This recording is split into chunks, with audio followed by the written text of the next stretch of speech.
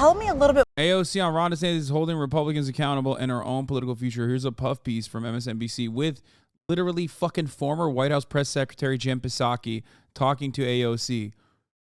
More about this project and why it was so important to you to fund. Absolutely. Well, I really think that this represents our climate policy at work, which is our whole approach to climate policy is that you don't have to trade off jobs, the environment, and really good, just outcomes for communities. So what we're doing here is that we have acquired federal funds to construct a training facility so people can learn the skills necessary to build the underwater pylons that offshore wind turbines go on top of.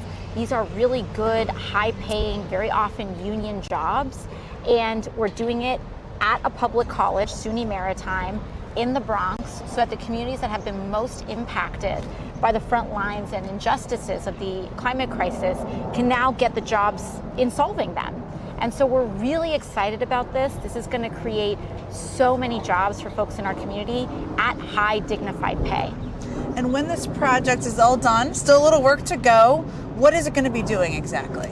It's going to be, some of these facilities, for example, are like deep pools, and people will be putting on scuba equipment in order to figure out how you construct pylons underwater. And as they develop those skills, they'll be able to partner with apprenticeships and union programs so that when the funding comes in through whether it's the Inflation Reduction Act or other types of federal funding to construct offshore wind turbines, these folks are going to be the first in line to get those jobs. You're still a part of a new generation of leaders in Congress. You've been there now for a couple of years. Who gives you hope in the Democratic Party as you look around at fellow members or other leaders around the country? I am so excited and energized by the evolution of grassroots and community organizations and the extent of their involvement.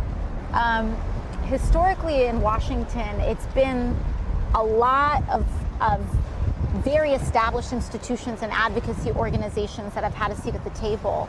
But now we're seeing this explosion in grassroots organizing that is starting to cross the threshold into real influence in policy making. And that to me is beyond inspiring. Is there an organization or a new colleague or someone people should know about that you're excited about? Yeah, I mean, I think groups like Sunrise and many others are so exciting. In terms of my colleagues, this new freshman class is phenomenal. I have the honor of being the vice ranking chair under Jimmy Raskin for the Oversight Committee. And we just have amazing freshmen in our class, from Becca Balint, who's the first woman to be elected in the state of Vermont, Maxwell Frost, the first Gen Z member of Congress. We have folks like Greg Casar and Summer Lee that really represent communities that are from steel production in Pittsburgh and all of these amazing communities, but they're bringing a vibrancy and showing that the kind of representation that we didn't even think was possible in some places actually is. And so that to me is really inspiring. So you're in the minority in Congress for the first time since you were elected. It seems like you're kind of having fun being a bit of an agitator. Are you enjoying that role?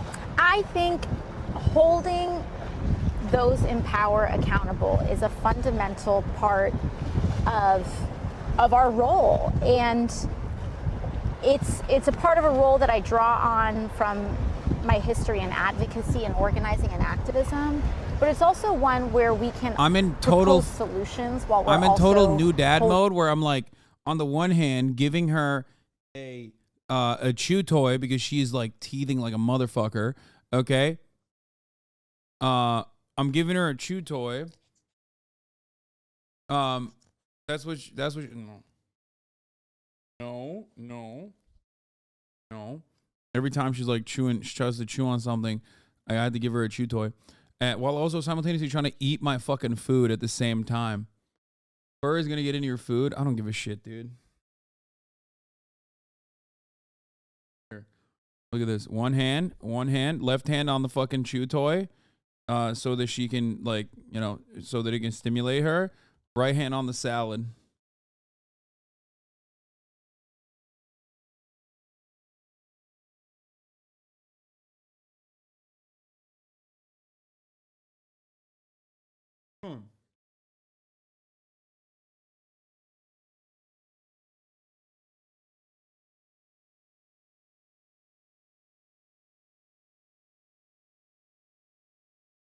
She got the zoomies for sure.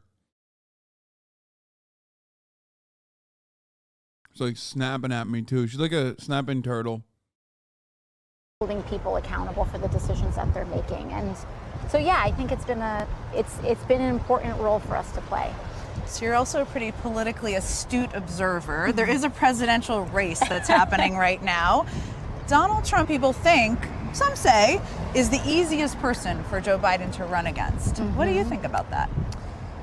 Well, the easiest potential Republican nominee, I should say. I think there's something to be said about that. The dynamics of these races change from day to day. I think that Governor DeSantis has made some very large critical errors, and I think he's weaker than... What are his biggest errors, do you think, as you've watched? Well, you can't out-Trump Trump, right? And that's what he's really been trying to do. His attacks on teachers, on schools, on LGBT Americans, I think go way too far in the state of Florida. And I think that they are a profound political miscalculation and an overcompensation. He may be trying to win a base, but that base belongs to Donald Trump.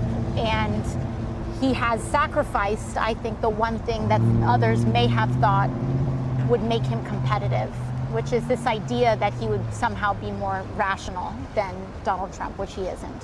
Now, you're very familiar with surprising people and winning a primary. Is there anyone in the Republican field, you would disagree with them completely on policy issues, but that you think maybe they have something, or maybe they could take on Trump? It is early in the process. You know, I think in the House, I see the dynamics and the political dynamics in the House very often mirror some of the political dynamics happening out in the country. And I think right now the Republican Party is so disorganized that I really don't see someone that can unite that party. Is it really that bad? I don't know what the fuck is wrong. I don't know. Can someone clip it and send it to me? I want to see. Oh, you're talking about the wind, not the delay. Okay. I mean, I put her down for a moment and she immediately starts fucking crying. God damn it. Come on. My love, you're killing me a little bit here. Come on, you got to be a little bit better. Oh, there is no delay? No. Every time. No, that's not what I asked for. Why the fuck would you link that?